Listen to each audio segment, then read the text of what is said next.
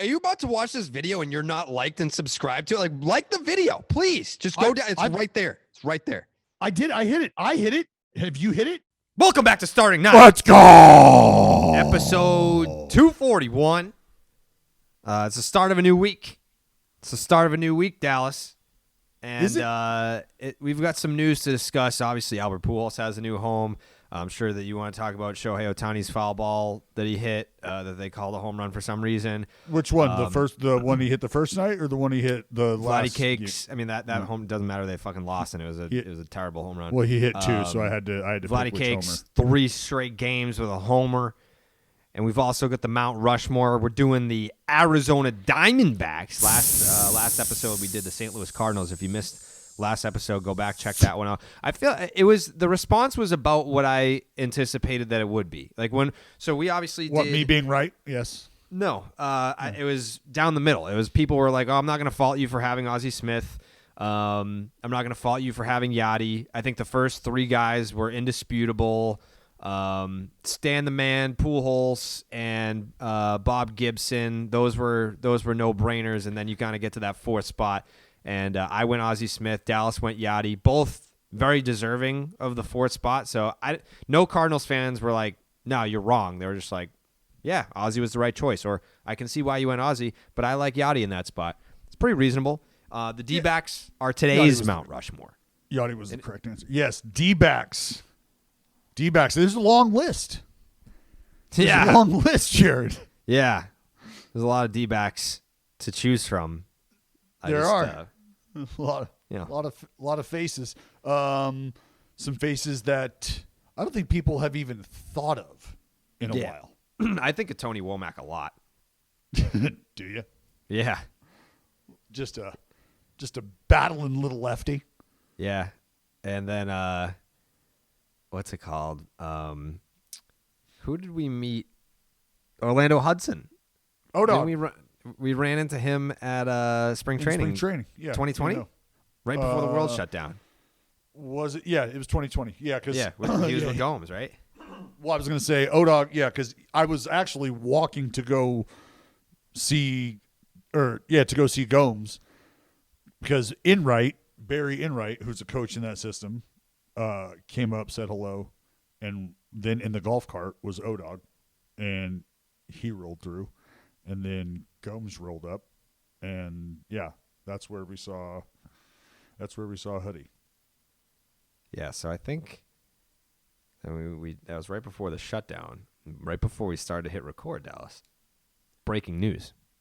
Governor Charlie Baker said all remaining COVID-19 restrictions will be lifted effective May 29th. I am going to go to Fenway ass naked on May 29th. I don't even know if the Red Sox are home. I have no idea. I haven't looked at the schedule yet. Haven't had enough time. I'm going to Fenway fucking ass naked. May 29th. May 29th. You heard it here. Jared Carrabis is going to Fenway Park May 29th. Let me. I'm dead serious. He's dead serious. So now we got it. Now, as we said, I got to look up. I'm looking up this schedule just to see. Look up the schedule. But I'm dead serious when I say this. I think I might cry when I go back onto the field. I think when they allow media back on the field for batting practice, and I walk down those steps before Fenway Park is open to the public, and they lift up that hatch right near the Fenway Red Sox dugout. They open it up, and I walk on that field. You got guys taking batting practice. You got guys taking grounders, shagging flies, just sitting around, dicking around, chilling in the dugout. When I get to be a part of that again, I genuinely think I will cry. Be able to, I'm not going to name names. I'm not trying to get anyone in trouble. But when I went to the game on Saturday, it was the first time I went on opening day, and then Saturday was the first time that I went to Fenway and sat in an actual seat since September 2019. And I went over to the dugout, and there was one of the guys was like, "Fuck protocol, I'm giving you a hug." And I was like, I was so happy. I was just so happy to be not even just like on the field, but just like in a seat at a ballpark watching a Major League Baseball game and getting to like see everyone. And like, that's home to me. Like, you know that feeling, Dallas, you get to go to the Coliseum. Like, I haven't had that experience yet. I can't even tell you like the last time that I was that happy. I'm sure that a lot of people listening to this podcast right now can relate to that feeling, them getting to go back to the ballpark for the first time. Like, I'm going to throw this out there. I hate to be, I think for the safety of the game, and I think for the safety of the players, I'm not doing my due diligence if I don't pull up camera footage and just make sure that the player you're commiserating with physically and potentially unsafely isn't going to be coming into close physical contact with an Oakland A in the near future. Do you have any guesses on who it was? No, I would never do that. I would never even start to throw a single name out there, just because I don't want to start the fire. I don't want to stoke the fire you've started. We will sue you. We will sue you. Yeah, I mean, I'm sure George Herman Ruth's estate would love to have this little slice of information. Oh, that's fine. I'm taking his estate for all that it's worth. And know that I'm just throwing that out there. Just be careful. So yeah, but being back at the ballpark, and I just said this on the broadcast yesterday. The best part about me being back doing what I'm doing is the fact that I know that this year there are fans who might be coming to the ball game for the first time ever in their life under these new circumstances. And there's also people who are coming back to the ballpark each and every day for the first time since 2019. That's an incredible amount of excited energy, nervous energy, just fun, like, oh, I don't even know what to do with my hands type shit. And that's what's awesome. That's what's really fun. And that's what's got to be fun for the players, is having that energy going on. Because think about it. How many, like, if there's 10,000 people at a ball game, how many of those are repeat customers for a 3-game series? So then take the difference of that, and that's the amount of people that are there for the first time since 2019. Yeah. That's awesome. It's so awesome. You're going to be one of them. You're going to be weeping at max capacity. You get back to the ballpark at max capacity, because that's a different day. Like when everybody and do you think that'll happen though? Will every seat be taken at Fenway? Yeah. I mean, it's the home of the biggest sellout streak in baseball history. Longer than the Indians. Huh? Longer than the Indians? Yeah. They broke that? Yeah.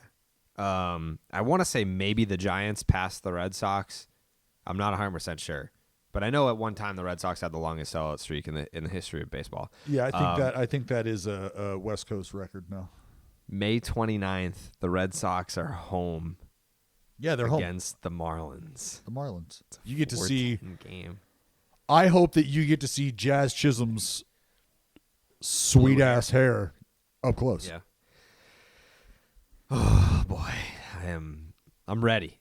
Although I will say it was very cool to sit that close on Saturday and there's no one around. Like there was no one sitting in front of me. There's no one sitting to my right. There's no one blocking my view. There's no like drunk people just like screaming. It was great. It was a Major League Baseball game, and you had your own little section.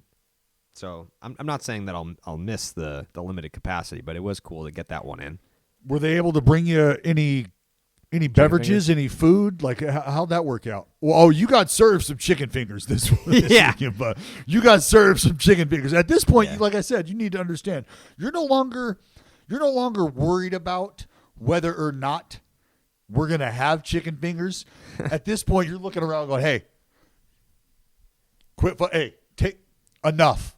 Enough. You're going to start growing feathers. That's how much chicken fingers are going to be shoved down your neck. I mean, Friday's chicken fingers were fine. Like, it is what it is. No, it's we're now. See, now I mean, we're by not the moving, way, Friday, Dallas. Friday, moving the goalpost back. Dallas. Friday, that was chicken nuggets. Those were not chicken fingers. No. What, buddy? It was a dinky little shot. No, you can't play in that fucking ballpark. Not impressed. Talk to me about dinky. That was chicken nuggets. Get out of here. And you got a damn put it this way, Dallas. in right field to Dallas, hit it over. Let me tell you this: 200 and some odd, whatever. When I'm out there on Twitter and I'm tweeting highlights every single night, relentlessly tweeting highlights. That home run, like if it wasn't against the Red Sox and it wasn't Shohei Ohtani, like that's not getting tweeted. A little dink shot. Like when I'm saying I want chicken fingers, I'm saying I want a ball blasted, pulled. Dead center. I don't want a dink shot to the opposite field. That's not what. Can you evaluate doesn't put that pitch and that homer? That's a breaking ball down and out. Ohtani chicken nuggets. Ohtani is nuggets. halfway down the line and he fingers. flicks. He just It's nugs. Get off me, ball. Yeah. Flicked it out of the ballpark, out of that place you call a ballpark. It was trash. Flicked And then it the out of there. the home run on Sunday was foul. The towering shot. That was foul. Yeah. By the way, There's it your never should have chicken happened. fingers. By the way, it never should have happened. He hit it too high for you to even figure Mike out. Like, Trout is it hit a ball. fair, foul? Well, it's far enough. There was two and outs. It's too high. There was two outs in the ninth inning. Red Sox It's had a over. 1-run lead, and then Mike Trout hit a little blooper. By the way, Mike Trout won for his last 19. That's right. Yikes. We just got him hot. Yeah, we just got him hot. One for his last 19. He hit a little blooper into no man's land. 3 different Red Sox were there, and it had a expected batting average of 100. So 90% of the time, that's an out. Nice ballpark. It's not the ballpark. It's the shift. I mean, if they're just played straight up, then that's an out. Game's over. Ohtani never even gets a chance to hit the foul ball home run that he hit. But that's enough. That's enough about that. There's plenty of other baseball topics to talk about. How much baseball did you get to watch non-A's baseball this past weekend? Not a ton, if I'm being honest. Okay. Not a ton. Anything but stand out to you from what you did get to see maybe on social media? I mean, Vlad Cakes is absolutely pelting the baseball. Yeah, he is. That's for damn sure. Yeah. His ass looks phenomenal. You know what else looks phenomenal? A nice fucking Gosling's rum right in your hand. A nice little dark and stormy, because you already know that Gosling's rum is a sponsor of Starting 9. But they're also the official rum of the Boston Red Sox. But did you know that June 9th, write that down, Dallas, June 9th. Done. International Dark and Stormy Day, 9th. June 9th. The Red Sox are playing the Astros at Fenway Park the same day, which they'll be at 100% capacity. And Gosling's is making Dark and Stormy Day one to remember for one lucky fan, because they're giving away 4 premium level game tickets and dinner at the Dell Technologies Club on June 9th. So you can register now, goslingsrum.com/ballpark-giveaway. That is goslingsrum.com/ballpark-giveaway. It's for U.S. residents only. Sorry to our listeners up in Toronto. Maybe you're listening somewhere else outside of the country. I don't know, but I feel like we have a large contingency up in Canada. Toronto, but it's for U.S. residents only, 21 plus. No purchase necessary. #dare to be happy. That'll be fun. I mean, June 9th, I don't know what day of the week that is. International Dark and Stormy Day. That's what day it is. It looks to me, Dallas. That's all that matters. Wednesday. Mm-hmm. It's a day that ends in Y, which is those are good days for Dark and Stormies. Yeah, no doubt. Days that end in Y. No doubt. But yeah, no, I mean, we talked about Shohei Ohtani. I think the whole thing with Shohei Ohtani is the home run. Did you know the home run on Sunday? Just a sidebar here. That was the first go-ahead home run hit by the Angels with 2 outs in the 9th inning since 2013. Who hit that, Carpenter? Hank Conger. Oh, where's he at? I love Hank. I don't know. Good dude. Yeah, the homer in the first game that he just flipped out. No, he's good. Put it this way. I mean, Matt Barnes is one of the best closers in the game. Well, that's what I was going to say. You got your own dude sizing him up, and go ahead. I'll let you read Matty Backpack's quote here. Yeah, Matty Backpacks. By the way, I was super impressed by this, and I said this. We did Section 10 last night, and I wanted to point this out. Matty? Yeah, he smells good. Okay. So, when you're doing like the post-game press conferences and everything, you're gonna hear from, your star player, the starting pitcher, the manager.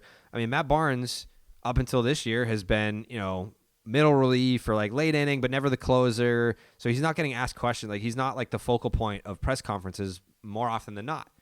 And this was really the first time. I mean, those were the first runs that he allowed in a save situation this year. And he gets asked after the game about Shohei Ohtani, a dude that just took him deep. And he, you're 1 out away and should have recorded that out. Not your fault. Like, you just recorded a save against Mike Trout and Shohei Ohtani. He wouldn't have even faced Shohei Ohtani. Mike Trout should have been the third out. So I'm a sore loser, big time. Fucking hate losing. I hate losing even more when I should have won, which is what happened in that game. Oh, that's not the case. 90% of the time, that's an out. That's out number 3. Game's over. Except for win. Against that dude. That's the problem. And now they got another guy behind him. It had everything to do with him. Anyways. Everything to do with him. Anyways. That's why they're standing where they're standing, because that dude's in the plate. So Matt Barnes, after the game, when, you're looking at all the data, you know that 90% of the time that's an out. You feel like you got fucking railroaded there. You get asked about the guy that took you bridge. If I'm up there, I'm saying, are you fucking kidding me? Like, I'm a closer. I'm competitive. I've been dominant this year. I haven't let up a run in a save situation yet this year. And you're gonna ask me about the dude that just hit a bomb off me? No. Like I'm not about to suck the dick of the guy that just took me deep and lost the game. So then who are you and what question would you have asked to you if you're not answering that question? Well, if they're going to ask me, like... Hi, you're the closer, and you just blew the game for the first time this year. What would you like to talk about? Ask me about my approach. How was your fucking yoga session? Nope. Ask me what was the pitch that you got beat on. Did you miss your spot? Like, if you could have done it over again, would you have pitched him differently? There's a million questions that you could have asked. No, but if you're going to ask me to, kiss his ass after he just took me deep, I'm not doing that. He's not asking you to kiss anybody's ass, Jared. But what if you gave up that home run to the other team's starting pitcher? Because it's not like you gave it up to just a hitter. What if you gave that home run up? What if a closer, a guy who's supposed to be getting outs against these hitters, what if he gave that home run up, Jared, to the other team's starting pitcher? Well, he then did. Is it fair? Oh, no, he did. He did not start that game. No, Are you under the impression that Shohei Ohtani just magically does not become a starting pitcher on days that he's not actively starting? Is that how that works? So Clayton Kershaw is what when he's not starting? No, so Shohei Ohtani is a starting pitcher. He is a starting, but the Angels. You said the starting pitcher. He's not. He was not the starting pitcher. He's a starting pitcher. It's different. Oh, so the other team, a starting pitcher on the other team. Let me rephrase that. A starting pitcher on the other team. But he's a two-way player. That's different. That's my different. point. There we go. Now we're getting to why it's okay. You just now we're getting to why it's okay to ask that question. The game-winning bomb to Jose Quintana. To a freak. That's different. To a freak. To a freak. No, I'm saying to a freak. If you got asked, you just gave up your first runs Quintana, that's different to a freak. than Shohei Ohtani. Care to share? It's literally totally street legal. So and you're going to answer that question. No doubt. And he said, I personally think he's the most physically gifted player we've ever seen. And he was super calm about it. He wasn't reluctant to say it. He wasn't like, the dude just handed him an L. And he was just like, hey, listen, dude's the most physically gifted, most talented player that we've ever seen. That's my opinion. And he ain't wrong. No, so, Matt Barnes, pretty good player, huh? Yeah. Good player? Good player. Like, pretty good talent? Yeah. And you want to know why he can say that about Ohtani? Because he knows how good he is. And when you have a guy... snappy to say about that, too. About what? I don't know who the reporter was, but they were like paraphrasing, basically, but he was like, how do you feel now that like your run is over? And Barnes was like, my run's not over. I was like, listen, is there a closer in history that's played a 162 game season with a 0 ERA? Like that just doesn't exist. Like even the best of the best closers are going to give up runs. They're going to blow saves. Like that shit happens. But he was like, my run is not over.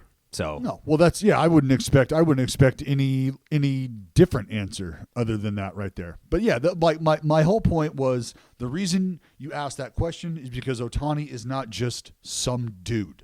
He is the dude. And for Matt Barnes, like, do you remember when we interviewed Clev and he faced Ohtani? Was it Ohtani? I'm pretty sure it was Ohtani. He gave up like a bomb to Ohtani, and then like the media from Japan after was like, tell us how awesome he is. Like how great was that? Right. And he's like how fun was that? That's what I was more thinking of. Was Clev was basically talking about that same experience where he got taken deep by Ohtani, and then the media was like, hey, talk about how fucking awesome Ohtani is. And he was like, dude, I just got taken deep by this guy. Like, I don't want to, like, what do you want me to say? Well, that's like, not everyone is going to react the same way that Barnes did. So this is all part of the lore, man. This is all part of why this dude just he impacts the game on so many different levels, Jared. Like, because he does, like, he has you thinking, or he has media members think like, hey, man, we all know how freakish that is. You care to put your own personal feelings aside right now and just continue to tell the world how great he is for us? Can you share that? And it's like, I don't really want to, man. Like, I did just kind of give up a tank to the freak. I don't really want to speak on how fucking awesome this dude is. Like, let's not put me in line for his poster right now, please. I don't want to do that. Yeah. I mean, I think it's one of those things where it's a combination of the fact that Barnes, those were the first runs he had given up in a save situation this year. And it literally took the best player, arguably of all time, plus the greatest talent that we've ever seen back to back to end his scoreless streak and lose the game. I was just going to say, not taking anything away from Jared Walsh, but if you were going to lose the game in that fashion, who are the two players that you would be like, if it's going to happen, this is how it's going to happen? Yeah. Either knock, back to back, whatever it is. But like, if you're going to do me in, do me in like this with these two dudes. Let it be by the hands of these two, by their sword. And it was. Yeah. By the way, Starting Nine YouTube channel, go subscribe. We've got the full episodes of every Starting Nine podcast on the YouTube channel, so you can see the pain in my eyes talking about that game. I was fucking heated. I already told this story, but I bought a laptop. First of all, I shut the laptop that I'm on right now. Half the screen I can't see because I shut my laptop with my phone charger inside, so it cracked the screen when I shut it. So then I went to go buy a new laptop on Sounds Sunday. Like you're angry. Took it back, and it was broken. And so I was all excited about my new laptop, and it doesn't work. And then Shohei Ohtani handed me my lunch. So I did not have a good Sunday. I was not happy. That is tough. That is tough. Were you able to watch? Were you able to watch any of Vlad Cakes? Oh, of course. Yeah.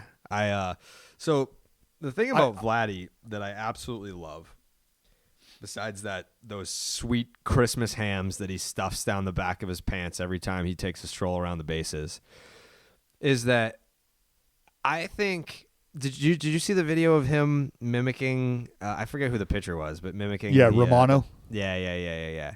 Like, there are, like, think about in the history of athletics, not just baseball, how many sons of Hall of Famers have gone on to attempt to play the sport, and not even just like juniors of the same name. Just like, this is like, how many fucking kids does Roger Clemens have? You know, like he's got 1 million kids and they all play baseball, and you've got to live up to the Clemens name.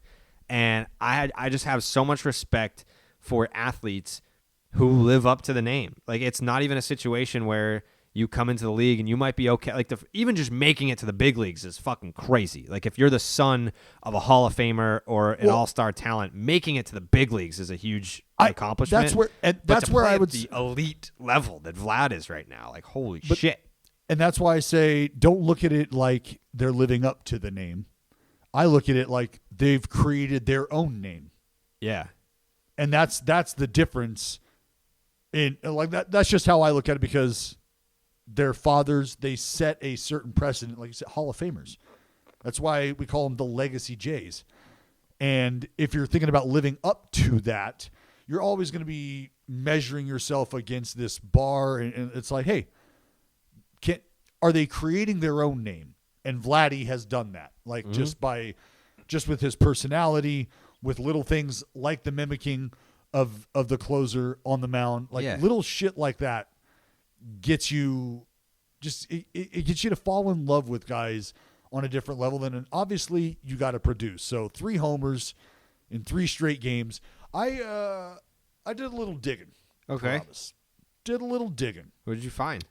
I mean, it's nothing crazy that you have to dig too deep on. These are just some rankings where Vladdy's at.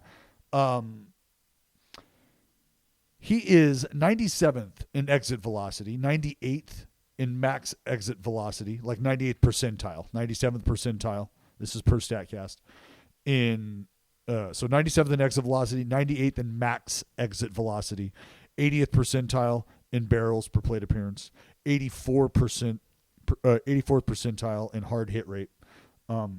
This year, he's got the steepest launch angle he's ever had at 9.5 degrees, and his chase rate is down to 18.3% from 24.6% last year and 28.9% in 19.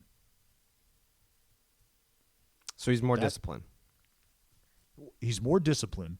He's hitting the ball as hard as he ever has, and he's creating just a little bit steeper of an approach on the baseball.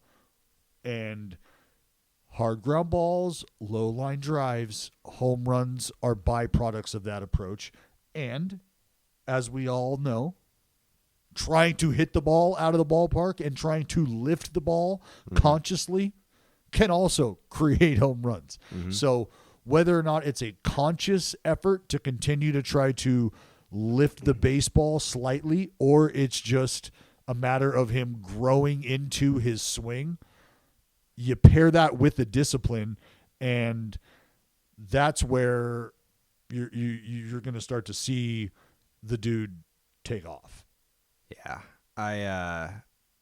Obviously I'm very excited for the Vladdy era, and I never bought into this when he struggled a little bit at times last year, and then people started having the conversation, well, like, maybe this just is who Vladdy is. Like, maybe he's going to be like a low 200s hitter, and maybe he'll pop like 15 whatever homers, and it's like, no, like there's way more talent in there than what you're giving him credit for. I mean, the dude is adjusting to the big leagues.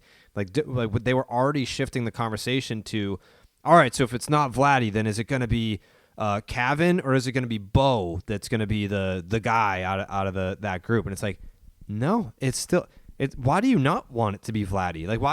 Why if he first comes to the big leagues, are you not going to give him the time to adjust? I mean, like, think about how young he is. Think about how there were only 2 players in the last, 5, 6, 7 years that I deemed worthy enough to pay for. They have MLB TV, but they also have like the minor league version of MLB TV. There were 2 players that I spent the money. I was like, I will watch minor league baseball and I will pay to do it because of Yoan Moncada, Vladimir Guerrero Jr. Like, that was it. And when he was, because he was up with the Fisher Cats in New Hampshire, launching fucking memos. I believe it was a hotel that was across the street behind the left field wall. And he was just crushing this hotel. And that, like, if that talent exists, and by the way, we've heard guys talk about this all the time about how and maybe you could attest to this, the talent being better at AA than it is at AAA. Yeah. And he was just pissing on baseballs down there. So if you see that, well, AA is the him prospect struggle a little league. bit in the big leagues, there's an adjustment period. Let him figure it out. And when he does, you see the stuff that Dallas is talking about. You start to develop that plate discipline. You start to know your strike zone. You start to cut back on chasing outside of the zone. You start to square up baseballs, because if you watched, and we were there, we were on the front lines. We risked our fucking lives for this. The home run derby in 2019, you see that type of raw power where he is putting lives in danger during a home run derby. You put all of that together, what you get is what you see right now, and that is one of the most elite talents in Major League Baseball. So, and the thing about the numbers that I talked about, you at times could expect a sacrifice in power for the discipline, right? Like, oh, I'm trying to be more selective. I'm not trying to get big. I'm not trying to, do damage. That is not the case. It's a more disciplined and narrowed focus with the aggression. That's what we call controlled aggression. Mm-hmm. And if he continues, if he continues to evolve and can put bat to ball with more frequency, with that kind of power, with that kind of authority, starts to get aggressive. Mm-hmm. Starts to get aggressive. So, shout out Vlad Cakes. Yeah, I mean, the Blue Jays are doing it. I mean, they're doing it with mediocre starting pitching. Their pitching's not great, but that lineup can outslug you. They can afford to have a starter go out there and fucking puke on his shoes for 5 earned runs, and they'll still beat you anyway by like 5. They'll beat you by 5. Yeah, it's been fun to watch. The White Sox. Are we giving the White Sox enough love? Are we giving them enough love? And I know that I want to say White Sox Dave got torched for saying that they were the best team. But I mean, that run differential don't lie. Like, that is no. Why would he get torched for saying that they're the best team? Because it's him.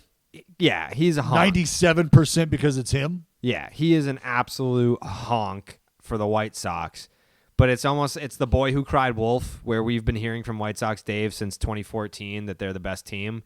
And when they finally become the best team, like 8 years later, then everyone's like, yeah, go fuck yourself, dude.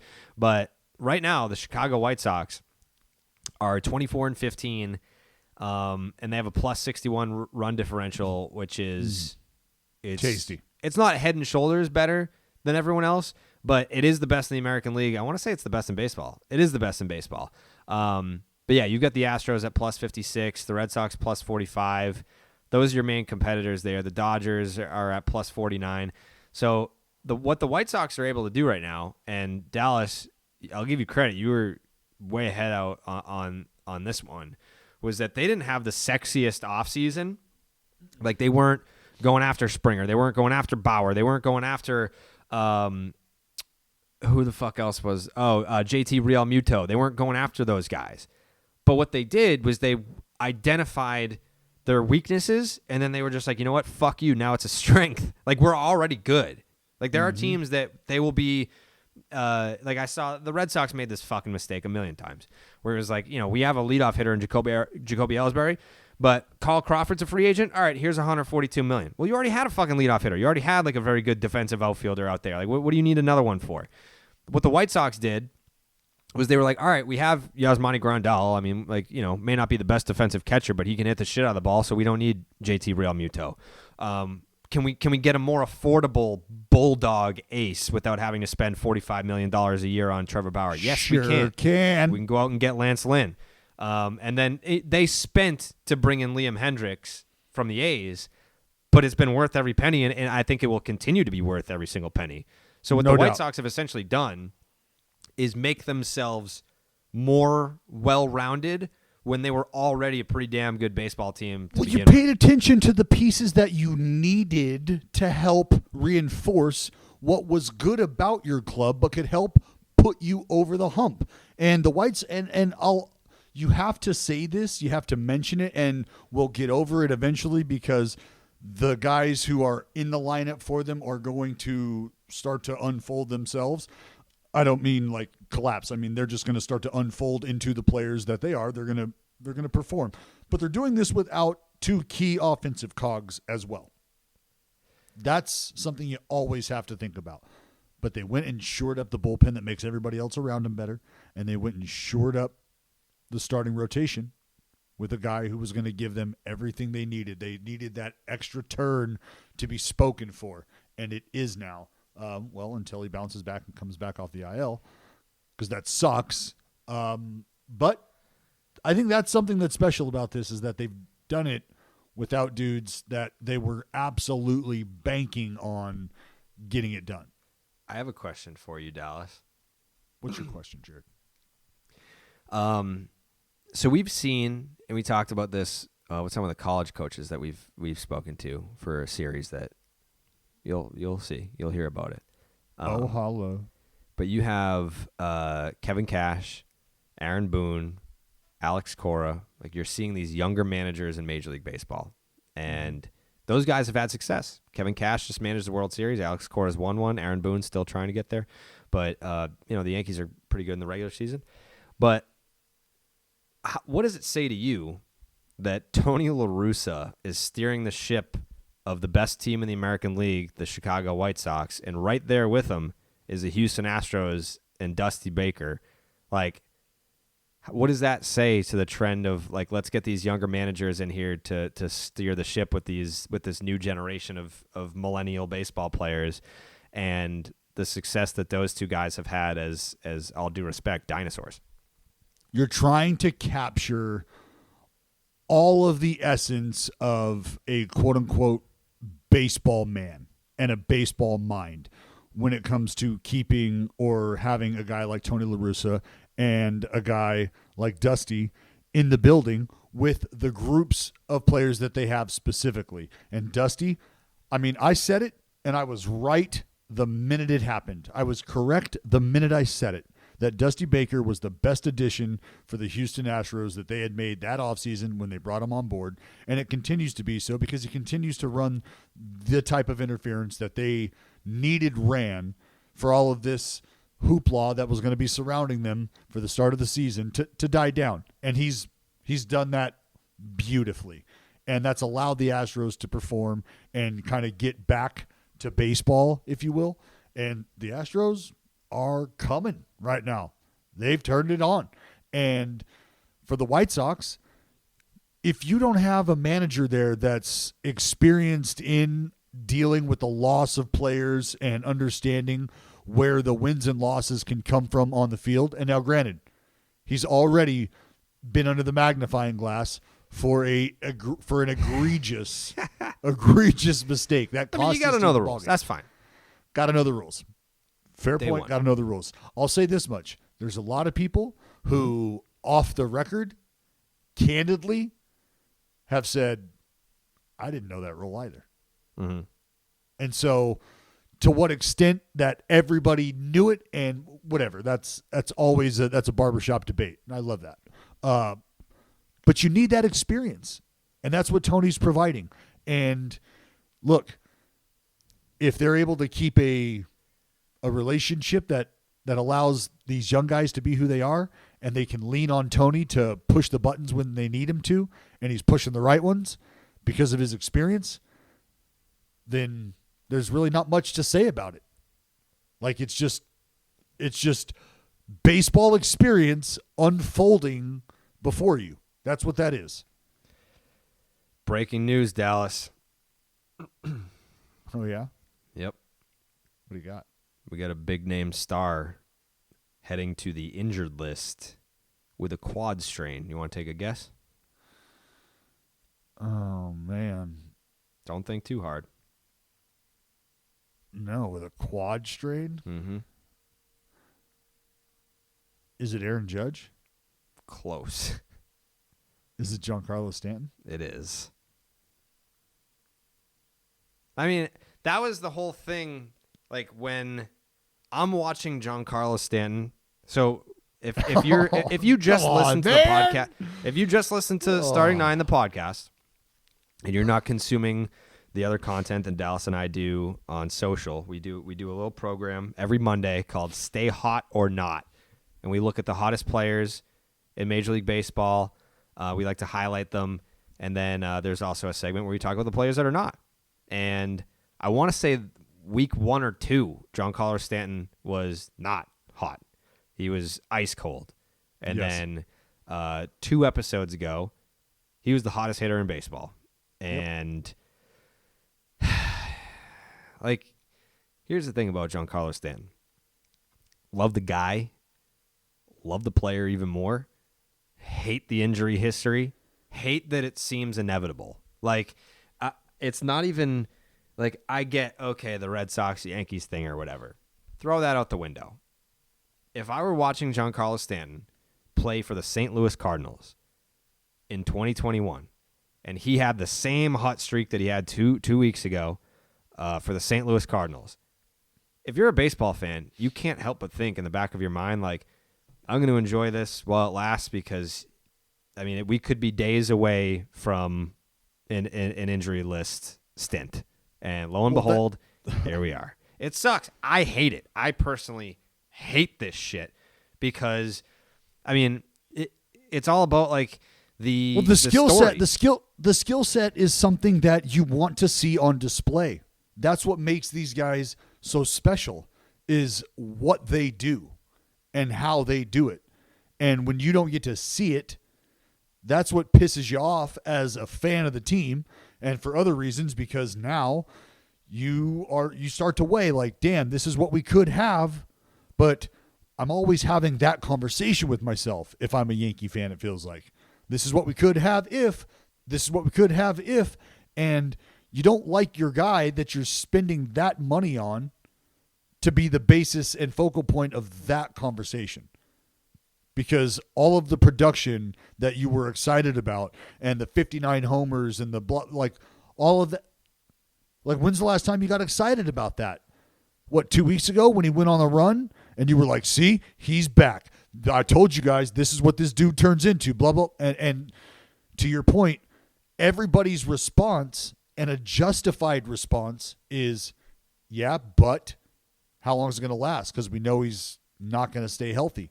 And it like you said, it sucks because it's not like he's out there trying to get hurt. No. It's not like he's not trying to take care of his body and put himself in the best possible position to be able to stay on the field. I mean, he's That's in better not what's shape happening. than most WWE wrestlers.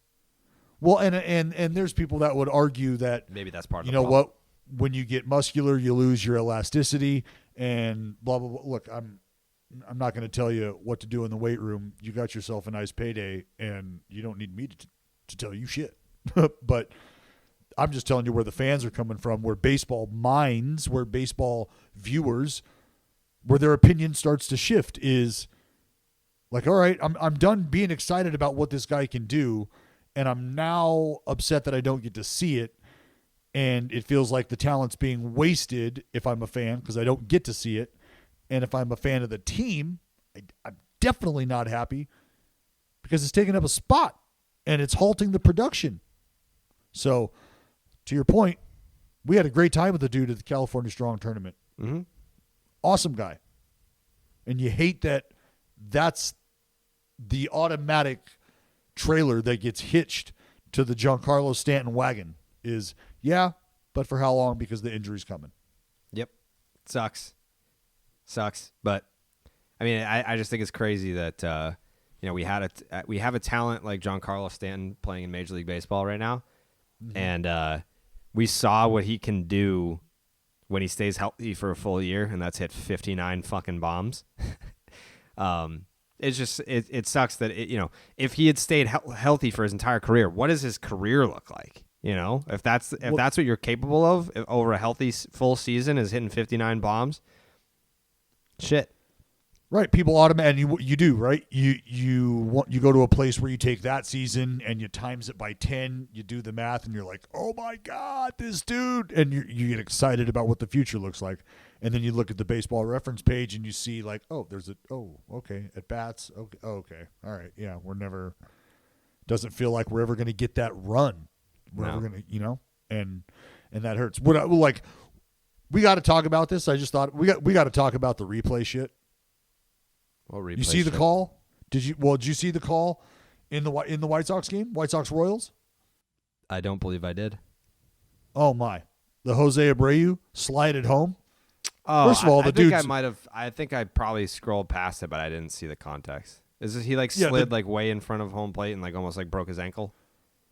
Oh no, it's not even about that. It's about the fact that he did slide head first, but he slid or not head first, excuse me. He slid feet first and just put his hand down on the plate, little swipe action.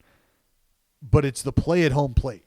Like they go back, they replay it, and you can see the jersey touched. And they go back, they take a look, and nope, nothing definitive enough, apparently, for them to overturn it, which is crazy because you can look at it and I can see the jersey. I can see the jersey move. And what happened in the Oakland A's game this series, or this Sunday, was just atrocious. The same thing. But what the hell is going on? Does it feel like umpiring is just as bad as it's ever been? I tweeted that. And does it feel like, and it feels like the replay system, like it is just, it's as bad as it's ever been. Yeah. Ever. It, to the point where it feels intentional. And it's to the point now where I'm wondering, do the umpires realize, like, just what the fans are seeing and just what the folks at home are seeing? Do they realize that we actually get to see footage? Because it feels like they're making these calls and they don't realize that other people are looking at what they're looking at.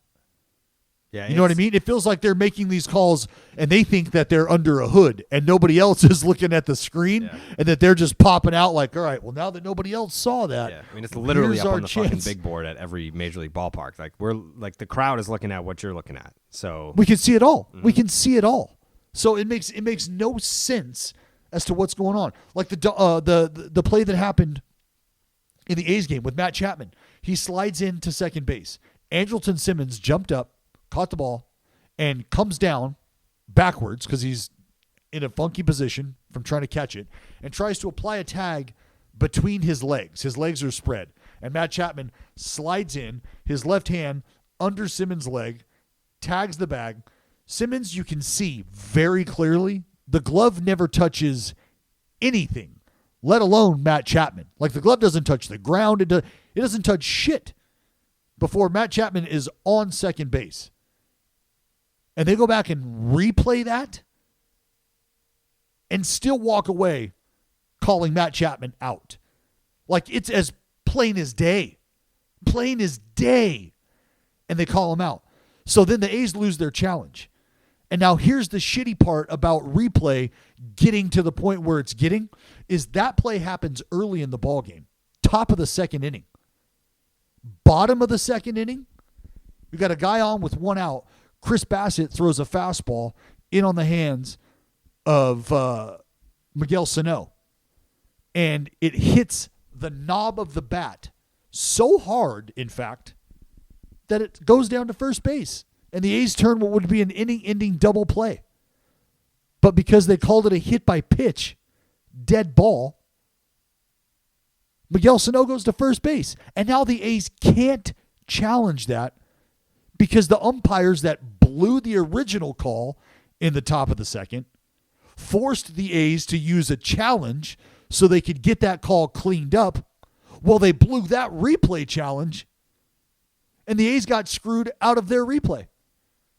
So in a position the very next half inning where they had to clean up the umpiring again, the A's didn't even have the opportunity to do so because the umpires fucked them over the first time. Like, that's what's going on with replay. That's how bad it's getting. And I feel dirty even talking about it because it happened to the A's. And it's happened so much that Matt Chapman even came out and said himself in the postgame interview, like, it just straight up, they don't like us in New York. Don't know what we did, but it's clear that, like they don't like us in New York. Like, that's what it feels like. And when players come out and say something like that, like, it's like, damn, like, have the A's really kind of been getting hosed? I'm not here to tell you that. I'm just here, like, put Team X in the position I just talked about with the A's. That's what's happening with Major League Baseball, with Major League umpiring. Last night in the ball game, I forget which ball game, there were 2 pitches back to back. Back to back. These pitches. All right? Oh, it's the Cardinals-Padres game, and it's Manny Machado. You got Reyes on the mound. So if I'm facing Manny Machado, I'm going to need strikes to be strikes. And 2 pitches back to back. One is a strike and one a ball over per the electronic strike zone, still well within the inner square of the strike zone, is called a ball. And like I tweeted, what's concerning about that is those were pitches back to back. Like the pitch before you just saw in that same spot, you called a strike. Yeah. You just saw another pitch in that same spot, and you're like, nope, not even close, ball. Speaking of Manny Machado, did you see that slide? I did, yes. Or was your take on it? That's what these guys are taught to do. To break up a double play in the middle of the base path? Like that? When you have nowhere to go, and your ground, listen, exactly, and you can make it that much easier for the defender. By the way, I didn't have an issue with the slide. I just know that people were bitching about it, mostly because it's Manny Machado. If it was anyone else, I don't think it would have been an issue. But everyone knows his history. Well, you got to take all of this into consideration. Manny Machado's history, how it physically looks, because you're seeing a guy slide in the middle of the base path with no possibility of getting to a bag anywhere near him. So that just, like, optically it looks weird happening.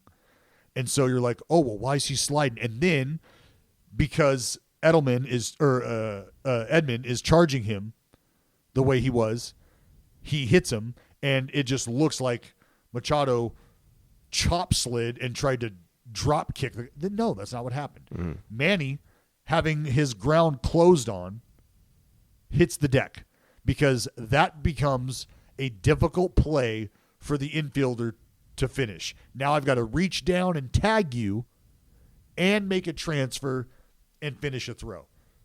So if one of these things happens and I fuck that up for you, my guy at first base is safe. Mm-hmm.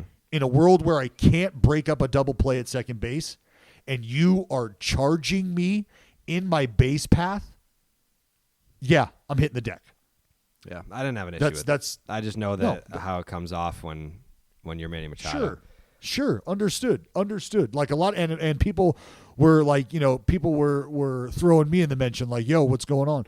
And like, I got like, one, I'm not going to be there's plenty of guys that can explain this to you, plenty of ex-position players that can explain this to you, because I know that they're taught that. I know that that's something that's an option, just like peeling off is an option.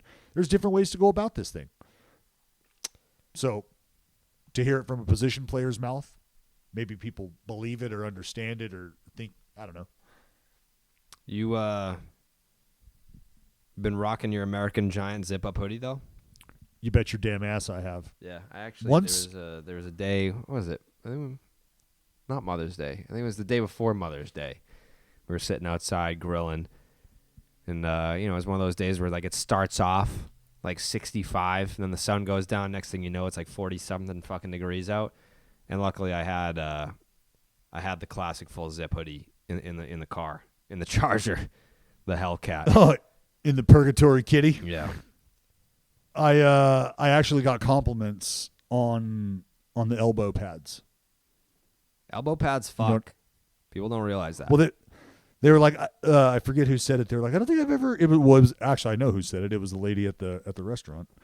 She said, I don't think I've ever seen elbow pads like on a hooded sweatshirt. And I was like, well, this ain't just any hoodie, mi amiga. This ain't just any hoodie. This is an American Giant hoodie. And I was like, yo, feel this shit. You want to feel it? I'm going to be honest, Jared. It was a little awkward having my weenus touched in public for the first time in a long time. Right. But she dove right into the weenus, and she was like, wow, I can tell right now, you're off some Bayard Winthrop shit, ain't you? And I was like, yeah, sure am. That's the CEO and founder of American Giant. She was like, yeah, no, I can tell right now. I got a handful of your weenus. I can basically feel your heartbeat. And I was like, lady, we're in public. My God. I mean, you know, and I know that he grew up with a sweatshirt from the 50s that his father gave him. Did you know that? She's like, yeah, totally knew that. Like, super awkward eye contact. We kept going, though. Today, even today, I told her, it's still in this dude's closet. It is still in old Byard's closet. And it looks better than it ever has. And she gazingly said, tell me more. Handful of weenus. Just all over the elbow pads. I knew she was hooked then. The elbow pads, hook, line, and sinker. And I said, look, with that durable sweatshirt in mind, I need you to know what happened next. She was like, please tell me more. I said, American Giant launched. And with the classic full zip hoodie that you've got your hands on right now, handful of weenus, I said, that's their flagship product right now, what you're groping. Aiming to revive local manufacturing and craft quality clothing made to last a lifetime. A lifetime. And there's no doubt. She grabbed me, Jared, with her other hand. 2 hands full of weenus in public and said, if you've got these kind of elbow pads, I know this is lifetime quality. And she said, this is probably the greatest hoodie I've ever felt. And I said, lady, this is the greatest hoodie ever made. This is the classic full zip hoodie. What other hoodies do you need? She's like, well, I don't know that I need any. You're really providing me with all the weenus I can handle. And I said, hey, that's why these things have to be reinforced. Do you understand? Durable double-lined hood, metal hardware, all built for a lifetime, Carrabis. Side panels provide you a little more mobility, a little slim body skimming fit. That's what probably caught her eye, not going to lie. 100% American-made, from the cotton to the zippers. So what you need to do is get your classic full zip hoodie at AmericanGiant.com today. But you're going to use the promo code STARTING. That's going to get you 15% off your first order. 15% off. Weenus padded American Giant quality shit. You got it? Starting at American-Giant.com. Look at that. It's time. It is time for the Mount Rushmore. And we are doing this today with the Arizona Diamondbacks. And right away, just get this name out of the way. You know RJ's up. Unit. Randy Johnson, no-brainer. Luis Gonzalez. Duh. No-brainer. Duh. Are you putting Schill up there? Oh, man. I don't think so. What do you mean? I don't think so. What do you mean? I got to go to a different guy. Why? Is it long enough? I don't think it's long enough. His tenure? How long was he there? 4 years? He was 3 an years? Arizona Diamondback for 4 years. Yeah. Yeah, I mean, he won 22 games, 23. He went 22-6, 23-7. I mean, yeah, I guess you would have to be there longer, but the franchise hasn't been there very long. I understand that. And yes, Dallas does understand that he was co-MVP of the World Series. I get all that. Mm-hmm. I get it. Did he win a Cy Young there? He's never won a Cy Young, but that's because he was teammates with Randy Johnson. Hey, whatever. It is what it is. I mean, he should have won a Cy Young. But he didn't. Not with the Arizona 22-6. Diamondbacks anyway. Not with the Arizona Diamondbacks. He did not. This is with the Diamondbacks. 22-6. I'm not telling you that what you're getting ready to spout off. 256 and 2/3 innings. Yep. And where did he finish in the Cy Young voting? I'd tell you, but my screen's fucking broken. Get a new computer, you poor. He finished second 3 times. Yeah. While with the Diamondbacks. Back-to-back years. That's what this conversation. No. The first 2 were with the Diamondbacks. The third one was with the Red Sox in 2004. Or the Red Sox. So that's not a knock. You just asked me a question. I gave you my answer. So we've got the unit out of the way.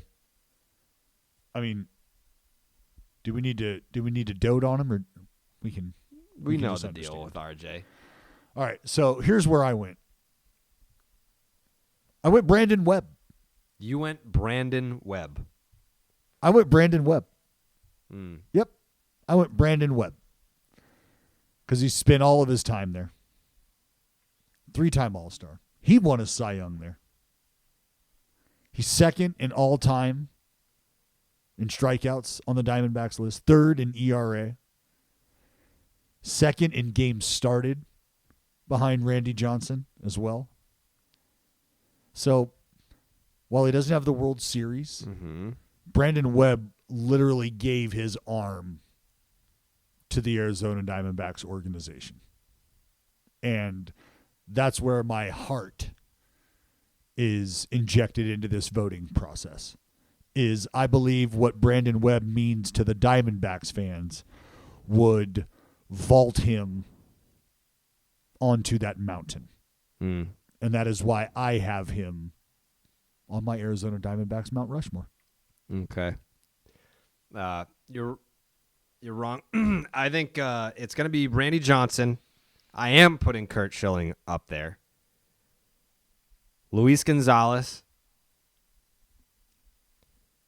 And you're a fool if you don't put Paul Goldschmidt up there. Thank you. Paul Goldschmidt belongs. And he might...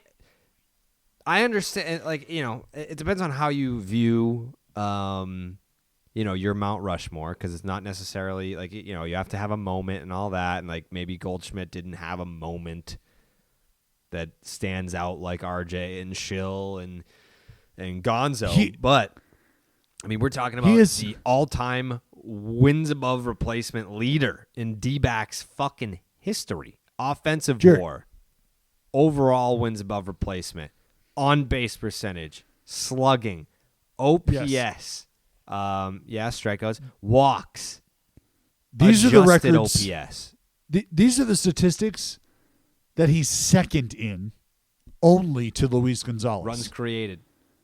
Hits, runs, doubles, jacks, RBIs, walks, batting average. I think he was intentionally walked more than anyone in D-backs history. Yeah, so when you're second in all of those categories I mentioned, first in all the categories that you mentioned, you're on the mountain. Win You probability are on the added first. Yeah. Steve Finley, honorable mention. Yeah, sure. So you're all right. So you're going RJ, Brandon Webb, Luis Gonzalez, Paul Goldschmidt. Yes. So we've basically we're two teams into this. We've varied on one player both times. Yeah, and again, I'm splitting hairs with I'm choosing to acknowledge the Cy Young achievement for Brandon Webb and the fact that he spent his career with the Diamondbacks. Like I told you at the beginning of this, that was going to play a role in my decision making. That if a player, for whatever reason, so for Brandon Webb, injury cut short. So he didn't get to live out the entirety of what he was probably going to be able to do as a baseball player. Maybe that has him in a different place aside from Arizona. So be it. We don't know what that looks like, though. I do know what it looked like while he was with Arizona. That's where I'm coming from. I just think there are a lot of people that are going to look at your D-backs Mount Rushmore and go, Well, just because I have Brandon Webb and not Schill? Yeah. I can't. I'm just not putting both of them up there. That's all. That's fine. I'm not doing it. He's on the. I'll put him on the Red Sox grit Mount Rushmore. Yeah, he'd be in the conversation for tier 2, no doubt. But it's very hard to crack the actual Mount Rushmore. Do you love Mayo?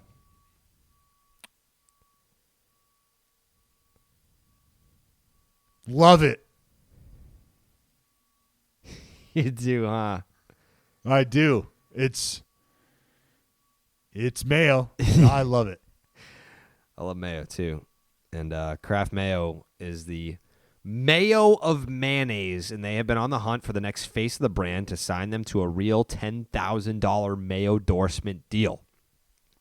After all, the Kraft Mayo endorsement submissions, we are now entering the judging phase. For the next few weeks, Kraft will be judging the entries of fans' passion for mayo, their originality, and overall amazing personality and love for mayo. Starting May 20th, fans will get the chance to vote on the 8 finalists to help find the face of mayo. For more information and rules, head on over to craftmayoendorsement.com or check out Kraft Mayo's social feeds at Real Kraft Mayo. In the meantime, go get yourself some delicious, velvety smooth Kraft Mayo. Play a little pepper really quick here. Albert Pujols is going to the Dodgers. I was sitting there. It was Saturday.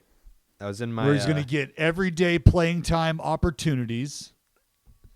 So that's what he wanted. How the fuck can the Dodgers offer him that? Come on, Jared. We're not. Look, dude. You got one shot.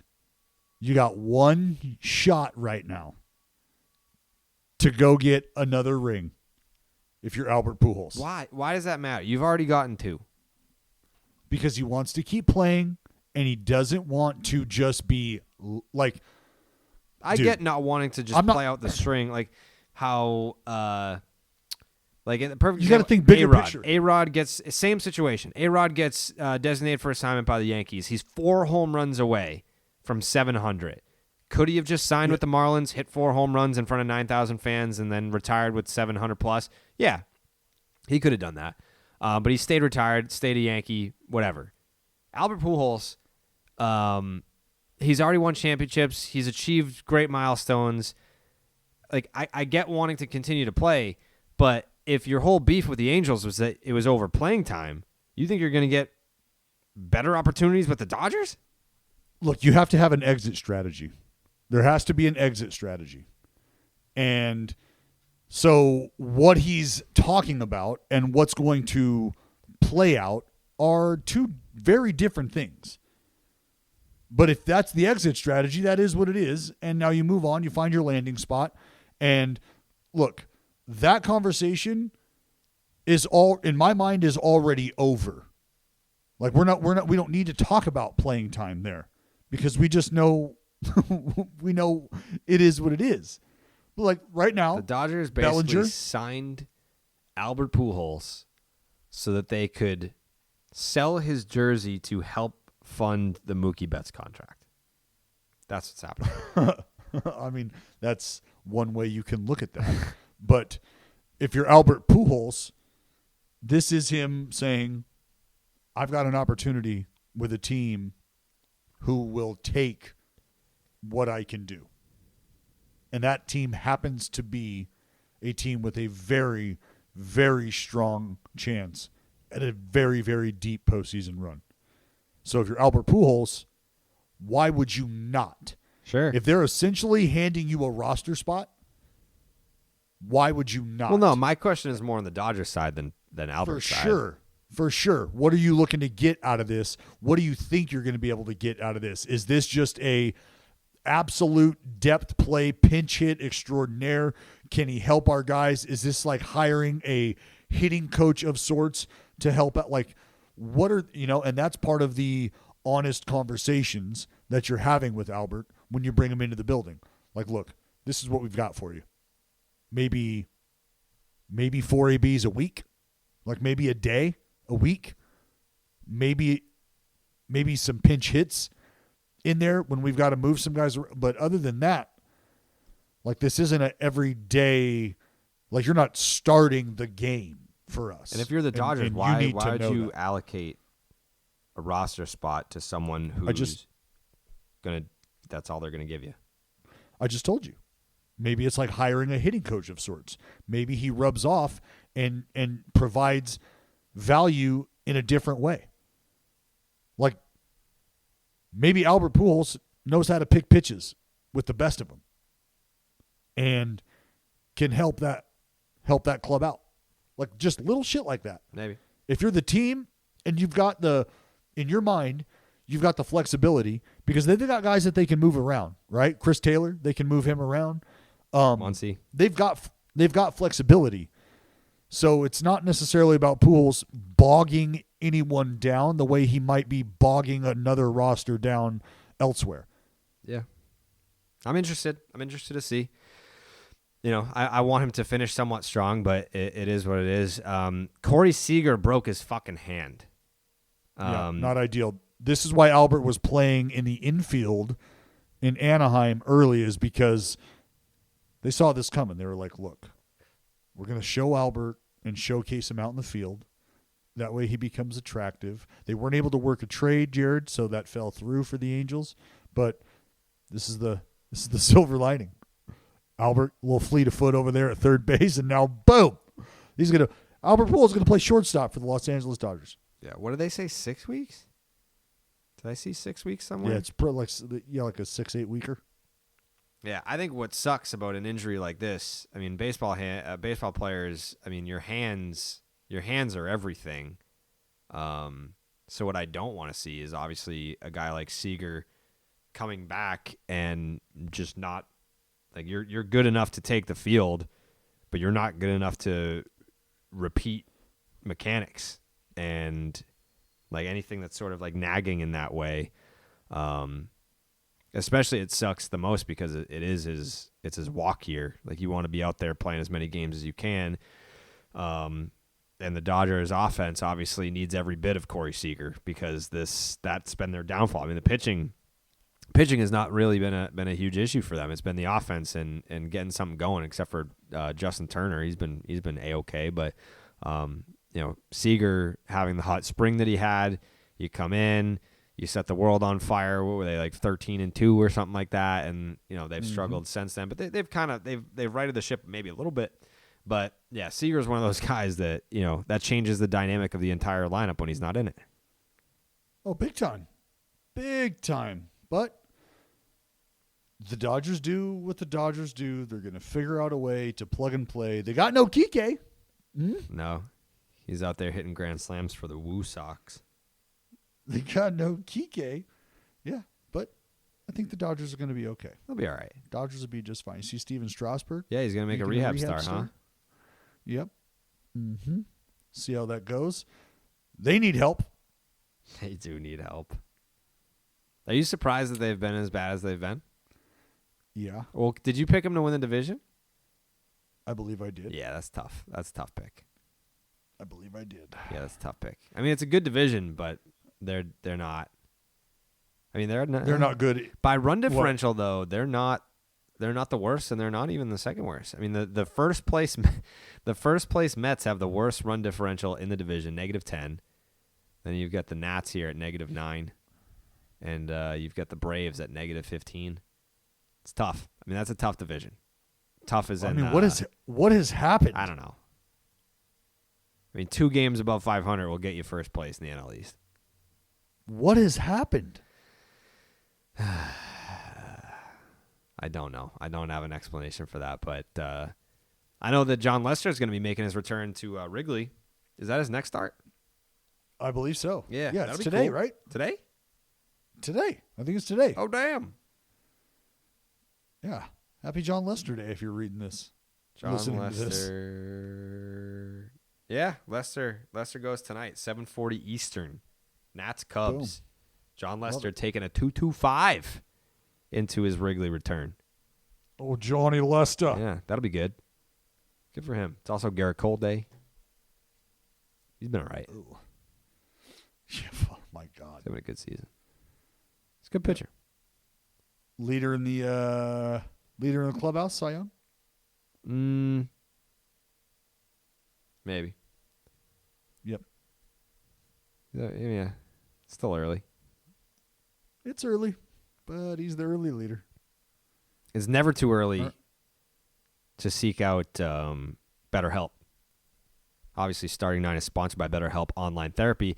And in Mental Health Awareness Month, Barstool Sports is proud to support destigmatizing mental health. With May being Mental Health Awareness Month, You know that here at Barstool Sports, we support our veterans in getting the help that they need, and now we want to support everyone. I've obviously talked a lot about being in therapy. Been in therapy for 11 years. 11 years? I think I started in 2010. Something like that. Go every Monday. I'm not one of those guys that thinks he's too tough. I mean, I'm too tough to wear a T-shirt that fits, but I'm not too tough to talk about being in therapy. I go once a week, every Monday, 11 a.m. Dallas forgets twice a month, 11 a.m. every Monday morning. Head on in there, get my shit out, start the week off fresh. I mean, some people like to unwind.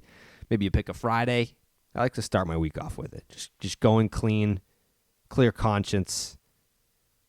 Get some better help. Maybe your stress is too much to manage, or you have depression, anxiety, PTSD. Maybe you just need an unbiased person to talk to. Without a healthy mind, being happy is difficult. It's hard. So if this is for you, therapy can give you the tools to make life a little bit easier. Just a little bit easier. Just having that second opinion there to kind of steer you in the right direction, maybe validate your thoughts. If you think you're having some wild thoughts and it's like, well, maybe if I talk to someone, they'll be like, hey, you know what? Maybe you should think of it this way. Or maybe you're not so crazy for thinking about this way. It's nice to have that. It's nice to have that second voice. BetterHelp is customized online therapy that offers video, phone, and even live chat sessions with your therapist that you don't have to see anyone on camera if you don't want to. It's much more affordable than in-person therapy, and you can start communicating with your therapist in under 48 hours, which I've said a million times is huge. You know, the traditional route, it's you're looking at a month plus. It's a whole to do, but 48 hours is big. That's huge. It is. That's huge. To be able to track somebody down.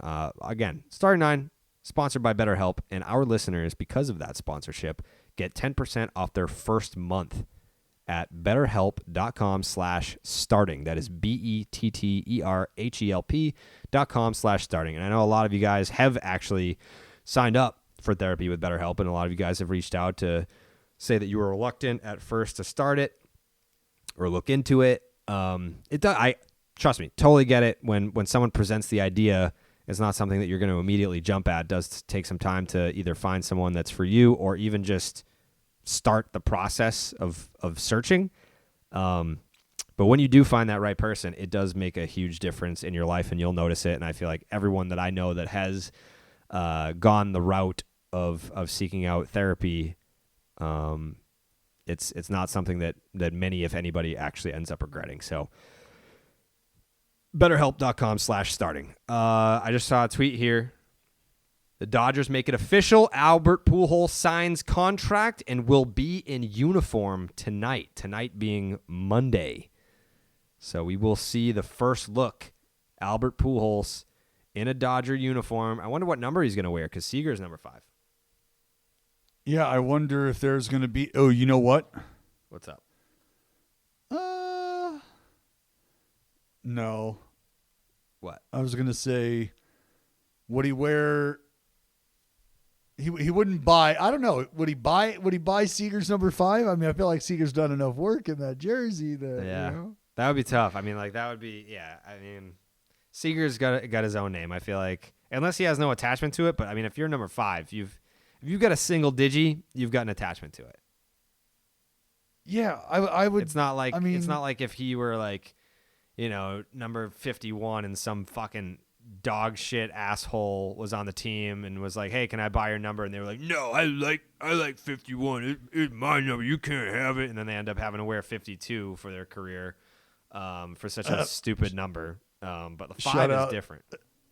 Shout out Yoda Cespedes. Yeah, it's different. Hey, so we'll see. Does he wear number 6?